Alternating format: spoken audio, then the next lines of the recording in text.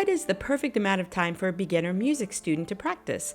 Clearly, the more practice a student does, the better they'll get. But what is a reasonable practice for a beginner? In my many years of teaching, I've heard parents of young children tell me they set a timer for 30 minutes or more for their young child to practice. If there is a way to ensure a young student will hate to practice, I can't think of any. But is time the best way to calculate a good practice? For students under the age of 7, I tell parents not to mention practicing at all, but to ask their child or children to play or sing what they learned in the lesson. This way, it keeps the learning fun for the child. Plus, they haven't learned the discipline or enough knowledge to practice for long periods of time. For the older student, it's better to be assignment focused than time focused.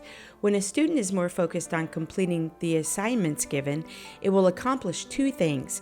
It helps the student improve their assignments, and the practice will go by more quickly. When the student is focused on accomplishing the assignments, 20 to 30 minutes have passed before they know it. Consistency is also an essential factor in practicing. It's better to do short, consistent practices than one long practice weekly. Scheduling your practice times is a great way to remember to practice, just like the lessons are scheduled.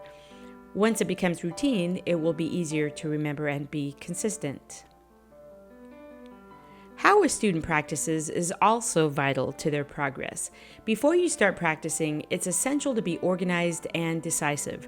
For example, if a student knows the beginning 4 measures of a song but struggles with the following measures to the end of the song, it's a waste of time to start at the beginning.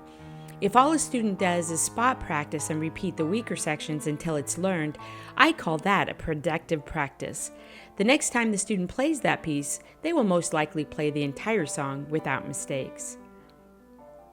This blog is a 3-part series. Part 2 will review all the different practice methods, and Part 3 will teach a student how to practice for a performance.